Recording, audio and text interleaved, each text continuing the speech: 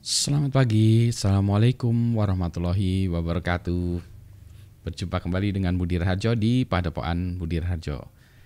Kita mulai dengan ngopi dulu. Bismillahirrahmanirrahim. Sedap. Kopi yellow dari penyuka kopi. Langsung habis kopinya sedikit. Baik, topik yang mau saya bahas kali ini adalah tentang masalah desentralisasi, security, dan performance atau kinerja. Ini sebenarnya dikaitkan dengan sistem blockchain ya, yang sebetulnya adalah distributed ledger technology. Jadi pada prinsipnya dalam sebuah sistem blockchain itu catatan atau ledger itu didistribusikan kemana-mana ya. Jadi semua orang punya catatannya, Nah, bagaimana memastikan bahwa catatannya ini sama ya? Sana di A, B, C semua catatannya sama. Maka yang terjadi adalah semua data ya, atau kalau semua orang bilang transaksi atau data apapun sebenarnya di ledger itu bisa kita catatkan apa aja. Yang umum memang transaksi ya, transaksi transfer uang atau transaksi pemilihan suara ya, voting segala macam. Yang penting transaksi itu atau data itu kita catatkan. Smart contract juga segala macam bisa dimasukkan di situ. Nah, siapa yang agar semuanya sama, maka ditunjuklah satu orang atau ini satu orang untuk mencatatkan. Nah, sekarang masalahnya siapa satu orang ini? Agar supaya ini maksudnya fair dan memang didesain seperti banyak orang ya, maka itu harus di-decentralize. Maksudnya digilir lah ya yang mencatat atau nah digilirnya siapa? Ya sudah kalau gitu dikompetisikan. Jadi masalahnya dikompetisikan atau dengan kata lain disepakati seseorang yang mencatatkannya atau sesuatu yang mencatatkannya gitu.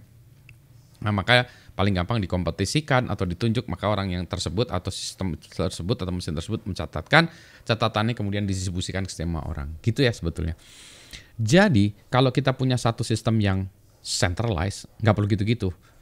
Catatan, ya data transaksi saya yang verifikasi, catat. Nah, terus sebenarnya selain distributed ledger ya, distributed itu ada juga yang centralized juga masih bisa dipakai. Centralized itu di backup di tempat orang ya. Jadi redundant apa sih namanya? Ini kalau dalam istilah suka susah ya mencari istilah yang gampang dipahami. Sebetulnya kalau centralized ya kita punya centralized terus di backup atau di mirror ya, backup kita catat lain-lain ikut mencatat, catat di saya yang lainnya ikut mencatat. Nah itu juga sebenarnya bisa kan prosesnya mirroring gitu ya. Tapi itu centralized itu tergantung saya, tergantung keputusan saya, ini saya. Maka apa? Cepat. Karena terserah saya, jebret, catat semuanya mirror ya gitu ya. Backup dan seterusnya. Nah itu cepat, maka biasanya sistem centralized itu cepat. Tapi tadi sistem centralized itu sangat bergantung kepada centralized node saya ya. Kalau saya lambat, saya crash, saya apa, nah itu dia. Maka itu menjadi masalah. Kepercayaan pada satu orang dan juga kalau orang bilang SPOF, single point of failure, SPOF, SPOF. Jadi gitu ya. Jadi tapi kinerja centralized itu biasanya lebih cepat. Decentralized karena itu harus pakai kesepakatan bersama, maka harus ada quote unquote voting dulu gitu ya. Oke, dia yang mencatatkan. Oke, dia catatin. Ini catatannya, bagiin semua. Oke, ronde berikutnya lagi siapa yang mencatatkan? Si ini yang mencatatkan. Oke, gitu ya. Dan seterusnya. Jadi decentralized itu lambat. Philosophically lambat. Jadi kalau mau cepat ya centralized. Tapi kalau centralized tadi kita harus percaya pada satu centralized node, kita harus percaya pada satu komite ya. Security gimana? Security-nya tadi kalau centralized permasalahannya kita ngeri orang-orang yang decentralized tadi ya, apakah sistem bisa dihack, single point of failure gitu. Kalau decentralized apakah orang-orang yang kita kasih kepercayaan tadi nipu ya, kasih kepercayaan untuk menuliskannya segala macam, dan karena ini bersama-sama di voting tadi kan ya. Jadi kalau voting apa? Yang besar, yang banyak atau yang besar menang ya. Makanya ada orang bilang 51% attack ya. Jadi kalau saya menguasai saat tadi ya, yang memilihnya tuh saya punya suara 51%, ya apa kata Pak Budi kan ya. Kan gitu. Jadi itu 51% attack serangan 51% itu sebetulnya. Jadi balik lagi, ya tergantung kita mau desainnya untuk sistem yang seperti apa. Karena tidak semua sistem sama, ada yang centralized aja cukup ya. Kalau saya punya data yang tidak ingin saya bagikan kepada semua orang dan saya ingin kinerjanya tinggi, performance-nya tinggi, centralized, terus habis itu saya backup di mana-mana atau saya mirror di mana-mana, selesai ya.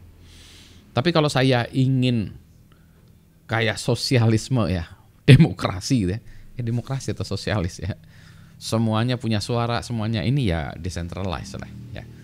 Ya dengan catatan lebih lambat. Dan security-nya memang harus ditingkatkan karena tadi ya harus ada konsensusnya segala macam kesepakatannya dan seterusnya. Nah itu semuanya harus dibuat